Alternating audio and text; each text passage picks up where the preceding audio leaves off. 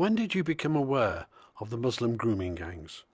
And when you became aware, were you following someone who was broadcasting it, or were you just finding out from first-hand experience? So, when I was 11, 12,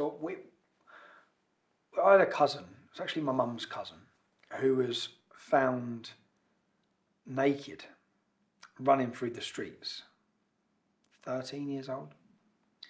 When she woke up, she was in a flat in Bury Park in Luton with lots of bearded Muslim men who were raping her. Now, she was actually taken by the prostitutes. The prostitutes found her, they rang her dad. Her dad went and got her. The family rang the police. I remember all of these conversations happening. The family rang the police. The police did nothing. And now everyone understands this. They did nothing. Do you know what the police said? She's a drug addict. Yeah, she was. Because she'd been groomed. And she'd been put on drugs. And she was addicted to drugs. And in the end, her family would lock her in the house and lock her in there. She'd climb out the window to go back to them. Yeah, to get raped. To get drugs. And she was a child. So, and do you know how many beautiful girls I know who grew up in my town that are gone? They're gone. And I'll give another one example of that. Stacey Dooley is from Luton. She just won Dancing on Ice, is it? I grew up with Stacey. Stacey come back to Luton to do a documentary. Many of you would have seen it. When she sat down with me, she said, "What's happening?" She left Luton. She's been very successful. Well done to her. But when she come back, I said, "Well, Stacey," she said, "What's happened?" I said, "You know your ex-boyfriend?" She's come out recently, actually, talking about her upbringing, how she escaped the ghetto. I said, "Stacey, you know your ex-boyfriend?" She said, "Yeah." I said, "Well, he's now a radical Muslim. He converted in prison. You know your best friend when you was here?" And Stacey done all the drama and all that sort of stuff as a youngster. And so did her best friend. Beautiful girl. Absolutely beautiful girl. In fact, I saw her best friend's mum one New Year's Eve, and she was just crying her eyes out. And I said, "We're supposed to just tolerate this." I said, "You need to go and speak to your best friend's mum and ask where their daughter is, when the last time they saw their daughter. And then tell that story, because that's the real story. The real story of girls within our community being taken from their families, groomed, prostituted, beaten, raped. And meanwhile, and do you know what? And I spoke about this for years, and do you know what's just happened in the last 4 months, which hasn't hit any publicity yet? 26 Muslim men have been arrested for historic grooming offences in Luton at Wardown Park. An issue, and this is the thing that, so I spoke about this, and I didn't just speak about it, so you understand, so people can understand the depths of, do you know, I'll give one example. When you saw trouble on the streets at English Defence League rallies, there was trouble at those protests. I went and spent a night with a family in Blackburn, and I heard the horrific stories of what was happening to their 11 and 12-year-old daughter. And their brother was there, and he was probably 17, 18. And I sat and heard about all these horrific stories of the rapes of their daughter. And how the police, again, had done nothing. When we had the demonstration the next day, and there was a lot of trouble, and I've always gone down to try and calm our supporters down. Who's at the front of that demonstration going absolutely insane? That young girl's brother. Who am I to even, when you've got those failures, and do you know the most disgusting thing? I remember sitting in prison. When the Rotherham scandal broke, I was sat in prison, HMP Winchester. And I sat there and watched. And I see a girl, and I know that girl. And she went to Rotherham to protest outside Sean Wright, who was in charge of the police there because he was refusing to resign. So the English Defence League were then protesting. And I looked and I saw a girl, and she's from Birmingham, and I know her. And I know what's happened to her growing up. I know her history. She's a complete victim of gangs of men who have abused and raped her and tortured her. And then I watched as the snotty-nosed journalist looked down his nose upon her and labelled her as a far-right protester and an extremist. She's not an extremist, she's a victim. So I know I get so... When you've met the families I've met and heard the stories I've heard, another one, a young girl from Blackpool, and her father, and do you know what, it's actually got quite a nice ending, this one. Her father, I went to meet with him, his daughter's gone. They've took his daughter. Took her from... And once the girl gets 16, 17, once they get to 16, 17, the police aren't interested, they're not helping, they're still victims, they're being groomed. They take... When your family kick up too much of a fuss, this is just simple process that they do in every town. They move her. So she'll be taken from Blackpool, she was taken to Oldham. She's then in Oldham. The Muslim man that used to rape that girl would ring the girl's dad and leave the phone on the side. And he'd be crying, telling me, whilst he's having to listen, and not just the Muslim, the young Muslim who's raping her, he's raping her with his own dad. This is the crimes that are happening. So he has to listen. And he was and I've spent years then. I kept in contact with him, and in fact, I got a phone call from him probably 2 years ago, 18 months ago, crying. I'm probably gonna well up even talking about it. It's okay. Carry on.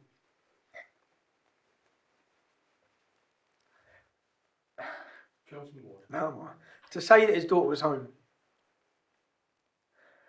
that his daughter would come back.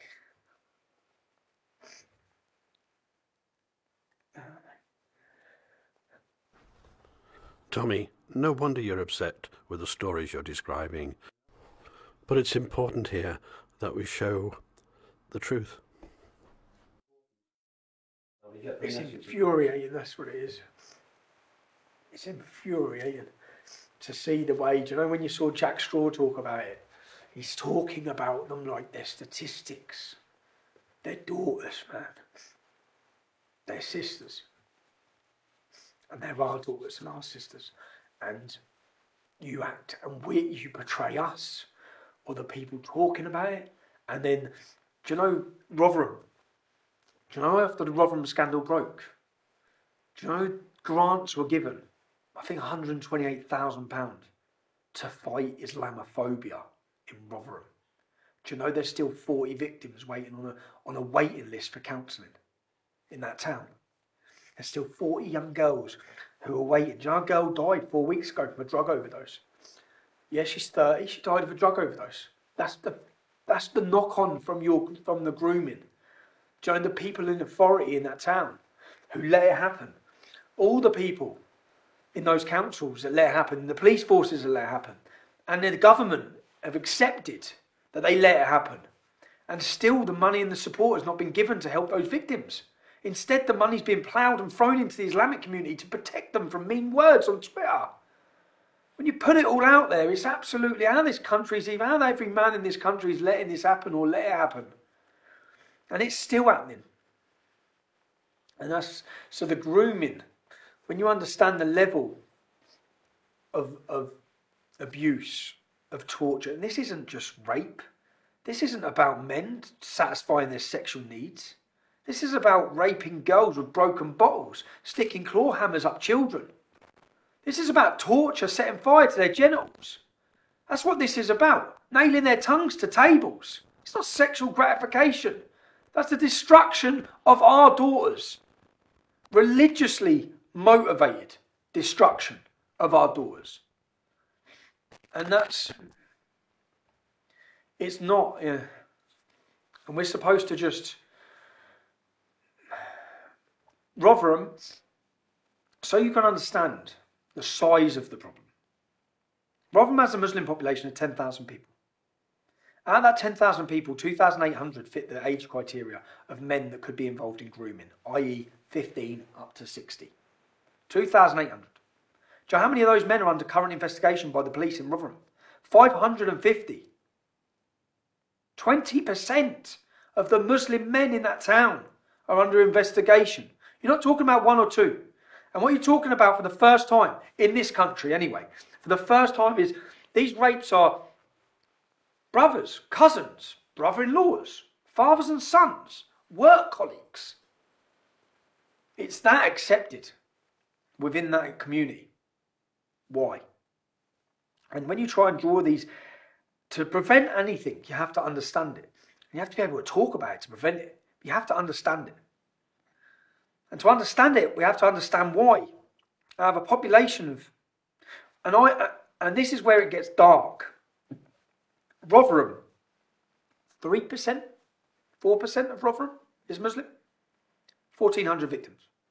Telford, one of the other famous grooming towns, 1,000 victims, 2 dead, set on fire, murdered. 1% of Telford is Muslim. What do you think it's like in the towns and cities where 30% are Muslim, like Luton or Bradford? Do you understand why the in-depth report that was given on Rotherham, families and mothers have been trying to get one in Keighley and Bradford for the last 10 years, but they're getting refused. Do you know why they're getting refused? Because if you understood the true scale of this problem, the real number of victims, how many rapes there are, that's what they're hiding. I generally believe that Telford and Rotherham have been used as scapegoat towns and cities to hide the reality. Yeah, 1,400 is bad. 40,000 is a lot worse. You start getting the numbers in those towns and cities. You start hearing the stories from those cities.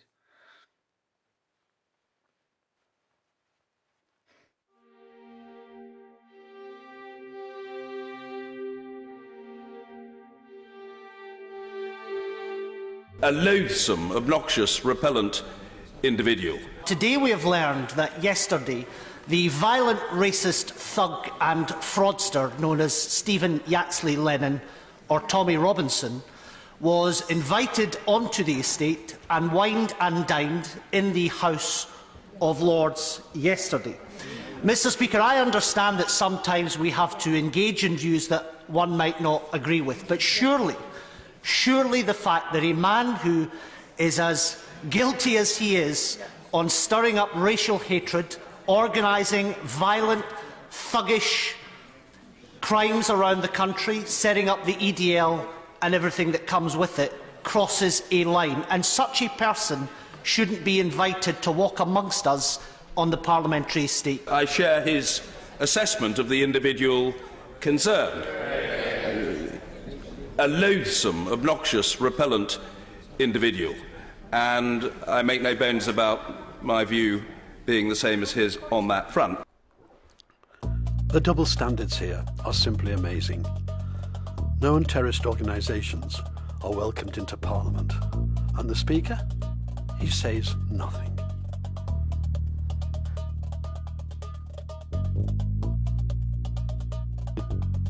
Now we deal with Tommy's criminal convictions and his relationship with the state.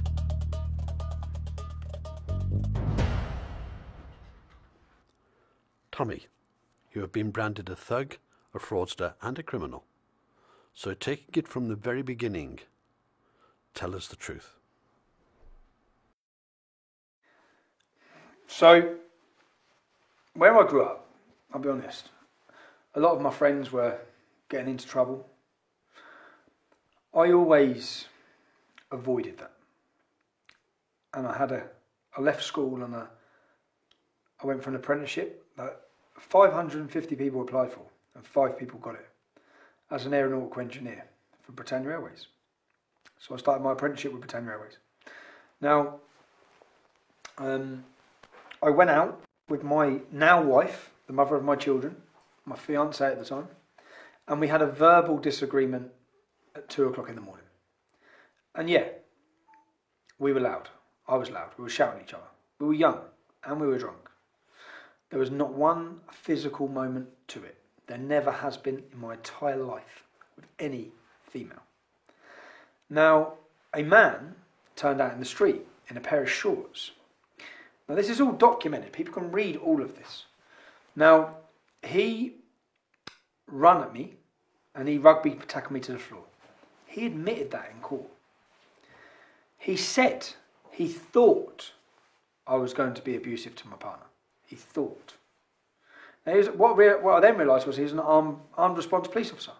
So he's used to telling people shut up, and they shut up because he's got a gun. Now on that evening he told me to shut up. I didn't. He rugby tackled me to the floor. When I got up, I beat him up. I don't deny that. I beat him up. And the judge accepted that what I did was self-defence until I kicked him when he went down. Now, again, growing up in Luton, and you think of things differently. It's only now, I'm 36 years old now, I'm a father of 3, and you can assess situations very different. How old were you at the time? I was 20 years old. My first ever offence. My friends had all got into trouble. I stayed out of it. I got my... Did you have any previous convictions for football hooliganism? No, I'd had no arrests. I'd had nothing. No arrests. It was my first brush with the law. Now, what turns out that Christopher Dalton was his name, the armed response police officer. He was an off-duty police officer. I was convicted of kicking him when he went down. I was given 12 months in jail. Again, anyone can read the documents. He admitted that he assaulted me first. The judge accepted I acted in self-defence until I kicked him when he was down. And then what the judge said is you had 8 seconds. 8 seconds to calm down during that point. Come on, man. And again, I'd had a few beers. Yeah, I was angry. I was angry because he'd ruined my jeans when he threw me to the floor. And the way I viewed it was we had a fight. He lost. That's not... Again, it's like I don't know what much difference could happen. But do I think I deserve a year in prison? My first ever offence? No. Did it change my life forever? Yes. I went to jail. I come out of prison. I appealed my conviction. It's actually this way you can read about the case. It went to the Royal Courts of Justice. What I tried saying is, because I was interviewed when I was in prison, they assess you ready to come out. And I remember saying, I don't know what I'd do different. If someone comes up to me tonight and throws me on the floor when I'm out in the street, yeah, I was wrong and I was being loud and abusive and shouting. So I was wrong. I did wake people up. I was young. And if someone comes out and throws me on the floor, the way I saw it at that time was I fought back. In hindsight, years on, I don't know. But that I come out of prison and what I felt that I was put into a system that people are meant to be taken out of. So I come out of jail because of September the 11th. They changed all the laws in the airports. Yeah, so I'll bring it back to Islam. I'll always get it back to Islam. But because of September the 11th, they changed the laws in the airports where if you had a criminal record, you couldn't get an airport pass, an airside pass. For the job I done, I needed an airside pass. My career was gone. So I come out of prison without a career, young, angry. And with nothing. So I appealed it and I asked in court, I said, like, if you revoke this, I can go back to work. If you don't, I don't know what I'm going to do. And it was at that point there where I talk about in my book where I say, look, I had a couple of mad years. I started becoming the worries that I had before when my friends were, whether they'd be getting into trouble, I didn't care anymore at that time. And I was angry. And I was angry. And do you know what? In fact, I'm still angry. I still get upset about that case because I don't think I should have been sent to prison. I don't think I should have lost my career. If he hadn't physically assaulted me, none of that would have happened. Yeah, I shouldn't have kicked him in the head. I shouldn't have. But I was young. And I was young. And But you agree you shouldn't have kicked him? no, I shouldn't have kicked him in the head. I shouldn't have kicked him in the head. But do you know what else I agree? What else? I used to view things. I got interviewed by a journalist, and the way to deal with things and how things are dealt with. The way I thought, the way growing up, how they're dealt with in Luton. Yeah, that's it. You just fight. You sort it out. And then growing up now, and it's like, look, not everywhere's like Luton. Not everyone has that idea or that way. But I'd say that's what it was like growing up where I was. You had to, and you have to. And yeah, now I won't bring my children up wanting that, saying that's how you deal with your problems. But I shouldn't have kicked him in the head. And do you know what? So I lost my career for that. that I worked hard for, that I studied hard for. How many GCSEs did you get in school? What qualifications did you get? I got 11 GCSEs. I got an A in maths, which I'm still proud of. I got an A in maths, I got 5 Bs and I got 5 Cs. And to be honest, I was mischievous. I was a Jack the Lad.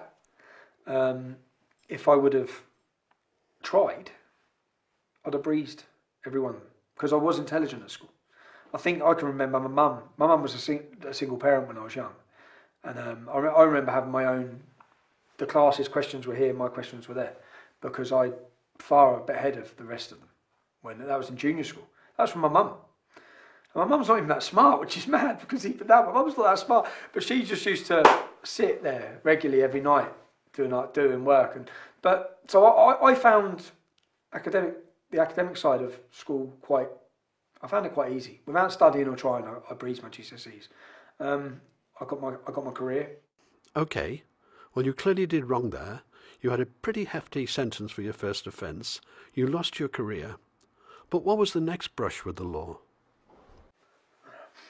My next brush with the law. So I come out of prison. I admit all of this, yeah. So I started attending football, and I started involving myself in the football scene, and going to football with the lads all the time. And then years went on, and do you know what was so lucky? When I used to work at Britannia Airways as an apprentice, I'd finish work on a Friday at 3:30. I'd be picked up by an Irishman, a developer, a builder. They had the contract in Merrill Lynch. Merrill Lynch is a city bank in London. And I'd go and work the entire night. And I didn't miss one Friday night for 2 years. And I'd go and work, and we'd take down the full ceilings. I'd be a labourer. But I used to double my weekly wage for my apprenticeship, doing that. And I'd done it every week, and I didn't let him down once. And then when I come out of jail, I contacted him. I said, look, I'm stuck here. I'm on my arse. And he said, come work for me. So I went to work for him. I was doing a bit of everything. And then his plumber was going abroad, moving to Australia in, say, 6 months. I said, who's going to do your plumbing contracts after this? Because I knew that he was building a lot of flats, a lot of houses. He was very successful at the time. Had hundreds of properties. He said, I don't know. I said, let me do them. Give me the plumbing jobs. And he's like, what do you know about plumbing? What do you know about plumbing? I said, I'll learn. I'll learn now. I'll learn quick. Just give me the job. I'll get the plumbers. And then he did. And I then took his plumbing contracts. And I remember, and then I'd had a couple of mad years in my life, and then I'd got in with him, and there was another gentleman, a wonderful gentleman called Dave Richmond, who sadly passed away.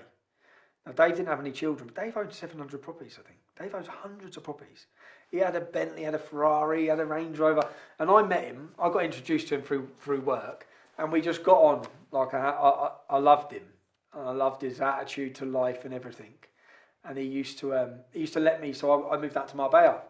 He had 14 properties there. I managed his properties there, and he helped me then. So he helped me get my first property. And then I went on, and I got the buzz for it as well. And I went on, by the time I was 25, when I started the English Defence League, I owned 7 properties. I had a plumbing business. And when we talk about, so when I had a plumbing business, and then my friend, again, the other developer friend, the Irishman, he was opening a hairdresser's, and he was built a block of flats. We'd done all the plumbing on them, the 19 flats. So we'd done the plumbing contracts. I said, what's the other shop? He said, I don't know. I said, let me have the shop. So he gave me the shop, and I opened a tanning studio, which a lot of people talk about. So he had hair at Unit 1, and I copied his identical name, so I called it Tanning at Unit 2, which when it went on later and I started the English Defence League, I don't think he's happy about, because both shops looked like they were mine. But yeah, so by that point at 25, I was flying as a young man. I was flying. I was successful. I was driven. I was wanting. My passion was to be successful. Were you married at this point? No, I wasn't married. I had my partner. Yeah. And my passion was to make money. My passion was to make money. And that's it. And more. But where does that lead to the next crime? The next crime? So I'd had no brushes with any law. And then I started the English Defence League. And then... You started what? The English Defence League. I started the EDL. That is not a crime. No, but that's when it started. Instantly started. I was arrested in the first 6 months 3 times. 3 big raids. What were you convicted of? No, nothing to start with. So the first raid was for... The first raid I was held at Luton Airport by Special Branch. They then raided my property with a machine gun. In order to look at Tommy's crimes, one also needs to look at how the state treated Tommy. They are both different sides of the same coin, and it was the formation of the EDL that triggered a process by the state. And Tommy explained this very well in an interview with American Channel. What I wasn't ready for, and what shocked me, and what I still can't comprehend, is the fact that the state supported, attacked, persecuted my family, my wife, my mother. They kicked off our doors. They come in with machine guns. The level that I still can't even, until you read my full book and understand the level that they went to shut me up, to silence me. Because a lot of the things we started bringing up and talking about were things they've conspired to keep us as secrets for 20 years, such as the rape jihad across the whole of our country, which has been, they now call it grooming in the UK, which is groups of Muslim men raping young English girls. So anyone who's in your country, I don't know if you've heard of the Rotherham scandal. There was a scandal in Rotherham where in this one small town in the north of England, 1,400 girls are documented to have been sexually exploited and groomed and raped by Muslim men. Yeah, right. This is in an area called South Yorkshire. What South Yorkshire Police did is, this was before this scandal had broke. We were talking about it, and it hadn't been in the newspapers, it hadn't been in the media. I went to Luton Airport. I was arrested by Special Branch. They then executed warrants at my wife's house and at my mother and father's house. They had sent 15 officers to each house. The crime they come in for was criminal damage. No joke, criminal damage. They seized all my computers, all my phones. When they give me bail conditions, my bail date was to coincide with a date that I was due to be talking in South Yorkshire at a demonstration about grooming. My bail conditions were not to contact 3 or more English Defence League supporters. So straight away, this is politically motivated. From the start, I knew it was. What they then did is 3 weeks later, they dropped all the charges. Now, I put in a complaint through the IPCC, which is the Independent Police Complaints Commission. What it turned out, before this, at that arrest, that they had a statement from the hotel manager. I was arrested for a £30, $50 worth of criminal damage on a hotel room door. They had a statement from the manager of the hotel clearly stating before they raided me, they had nothing to do with me. So just imagine that. 30 armed police going to 2 premises involving his parents in their house as well as Tommy's house for an alleged offence involving £30 worth of criminal damage. That is total abuse of power. And to make it even worse, they knew before they raided that the charge was not true. They then imposed bail conditions that were political. This is the state against Tommy. No wonder his book is called Enemy of the State. Right. So they fabricated this. Well, not only that, but no one goes to, I mean, you have rock stars who don't go to jail where, God forbid, you run a black light over the hotel room when they're done with it. They've been completely trashed. Well, I went to jail this was the first incident. Then they come through 3 months later. They arrested my wife. They arrested me on tax irregularities, money laundering. They went through my entire life. They basically got every one of my files, not just mine, right. My mother's, my father's, my wife's, her brother, my cousin, my aunt, my whole family. And they took the whole family's finances to pieces. They went back 10 years. So is that the main reason when you were imprisoned was tax? Is that what they used, kind of an Al Capone thing? Yeah, they were full Al Capone. In the end, no, I got not guilty on tax. I walked on tax. Okay, okay, so we don't have too much, but what put you in the slammer? They in the slammer for lending. I lent my brother-in-law £20,000. You know mortgage forms? Yeah. So in the UK, we had self-certification mortgages. So you put down enough of a deposit and you get a mortgage and they ask you how much you earn. And if he earned £10,000 a year, and on the form he put £20,000. He got a mortgage. This is in 2008. He got a mortgage. He owned the house for 9 months and he sold the property. Yeah, I lent him the deposit. That's what I went to prison for. Because your brother claimed he made more than he did. He claimed when he got the mortgage, but Right. the mortgage company were paid back. The mortgage company lost No, their no, no. money. I know. I just want to yeah, I get it. So that's what they nailed you for. Okay, so you're in jail. So at this point, the state had failed on 2 charges, but managed to find a 3rd charge for what they call fraud. And technically it is. Of course, nobody lost a cent. And to do that, they went through the family's records going back 10 years, looking for anything they could pin on Tommy Robinson. But now, in jail for that fraud charge, what was to happen to him? Okay, is it true that they tried to put you in with Islamic inmates who tried to have a go at you? Not to laugh, but... There were 6 Muslims who got 30 years. They were caught with guns, IEDs, suicide notes. They were on their way to kill us. They were on their way to target me, yeah, to kill us. And they were intercepted, and there was a big court case. They got 30 years. I then go to prison for this minor paper offence, which in the UK you should go to an open prison.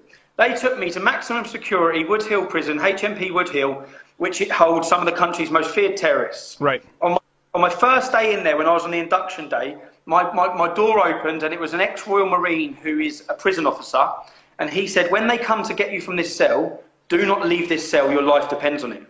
And I said, what? And he said, I'm telling you, do not leave this cell, your life depends on it. 20 minutes later, he's come back with 2 other prison officers, and he said, come on, you're going to B-Wing. And I'm not going anywhere. Yeah? Right. He said, then he says, if you don't, I'm going to arrest you. Same guy.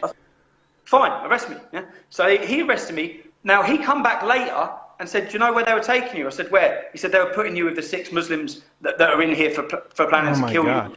So that guy's your guardian angel, so to speak. Yeah, he was. He saved my life. The very next day, I had a meeting with my solicitor in the prison. I went to the meeting with my solicitor, and then afterwards, I'm getting walked back by prison officers, and there's a waiting room. They open the door to the waiting room. I see the beard straight away, so I know what's happening. I don't know in America. Well, they could be hipsters. No, in the UK prisons, they are like ISIS training camps. Yeah, well, Islam has taken over the UK prisons, and they are radicalising an army of the most hardened and toughened men in the UK. That's what's happening. Continue. Yeah. And from that, so the door's open. I've seen the big beards, and I know what's going to happen. I don't even sit down. The door, and the prison officers locked me in the room. They locked the door, and I was beaten. But luckily, the 3 Muslims that were in the room, they didn't have any prior knowledge by the look of it that I was going to be there. If they did, they'd have had knives, they'd have had blades, and I'd have been properly. Instead, I lost my teeth, but that's not too bad because I've got these lovely teeth now. So they look better than most teeth in the UK. Well, I lost all these. So well, they look good now. I lost my teeth, I had my head glued up, and I was beaten to within an inch of my life. It is worth noting at this point that the state also endangered Tommy in prison. In later imprisonments, it became a pattern by the state, even for the most minor of charges. Simply, and that has not happened once in prison. The next time I went to the next prison, they put me on with a Somalian and 4 Muslims who had just cut someone's nose and ears off and murdered his friend. That's what I read about. They were doing 30 years. I was doing 8 days. They walked me into them. Right. So, but the lengths and the reasoning for these things is that people need to really understand how big the problem is in the UK. Right. And that the government and the police have conspired to help Islamify our country, to silence the critics. Why? What is their reasoning, though? Here's my question. So prison, and I want to get to why you're still doing what you're doing. A lot of people would give up. So, I mean, you have a brass pair. Ultimate respect to you. But why is the UK government, why are they so vested in this? In, like, just a couple phrases, why do you think they're so hardcore on this? I think Saudi petrol dollar. I think most of them are bought. I think that many of them have got dirty hands. Many of them had dirty deals. Many of them, like the police who were targeting me in the early days from South Yorkshire, they have since been exposed as covering up the sexual rapes of 1,400 children. Right. Their commissioner had to resign straight away. So all these things are skeletons in their cupboards that they want to hide. Yeah. Right. We're coming, banging them on the streets in everyone's faces, talking about them. I was enemy number 1 for the state. After his first imprisonment, Tommy pretty well and understandably became a rebel to the state. So we asked him to explain some of the other convictions. The first one, demonstration-wise, I'll say I got done for an assault, where, again, you can put the videos of this in because it was such a surreal moment. This young Oxford kid who's doing a documentary on me, Tom, his name was, And the first day I've done, I'm a wind-up, yes? The first day I've come to done documentary with him, I filled a bottle of vodka with water, right?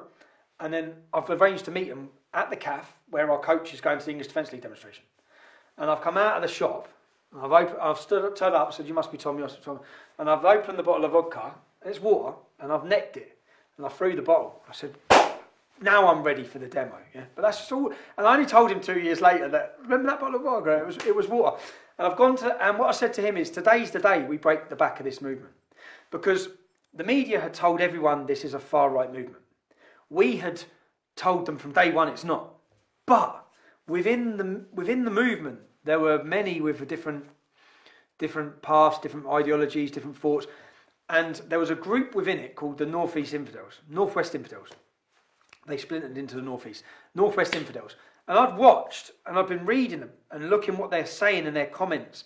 And their comments were far from what I support in any way.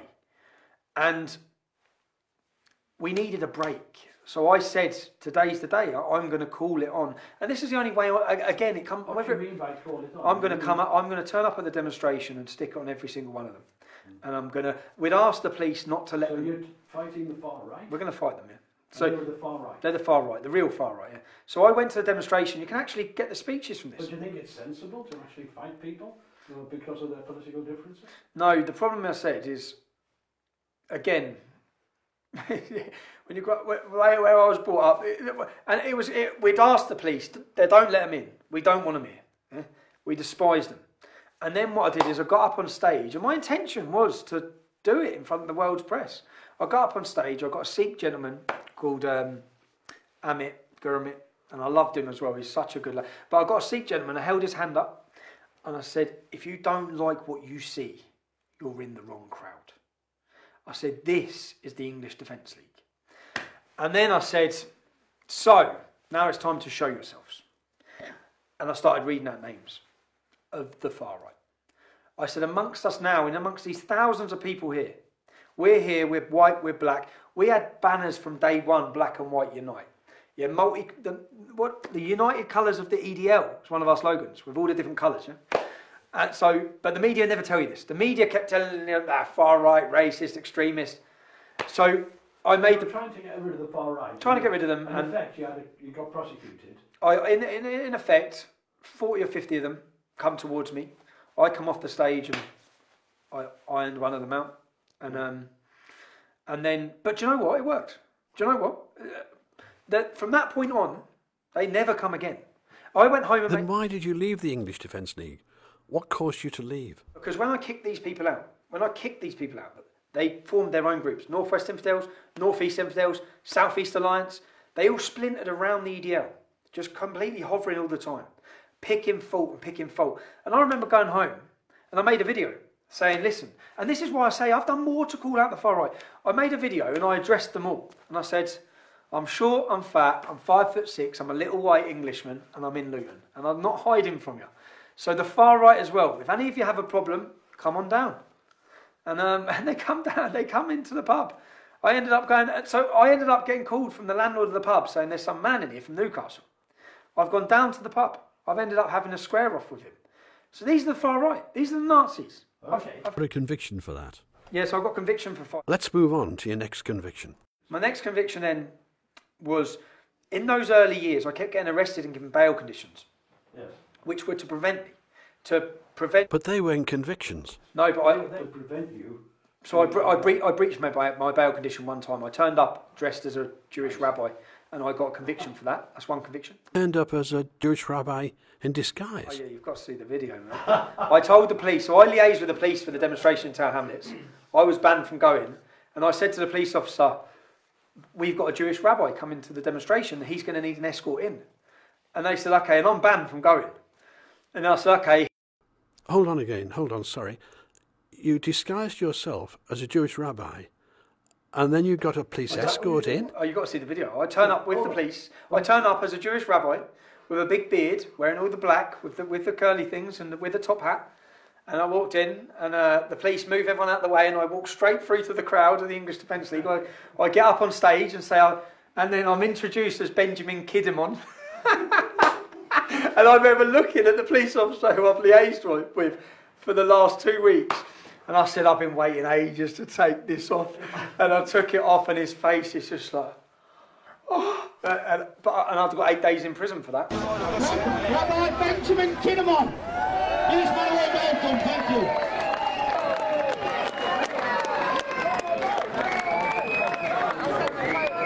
Do you know how long I've been waiting to take this shit off?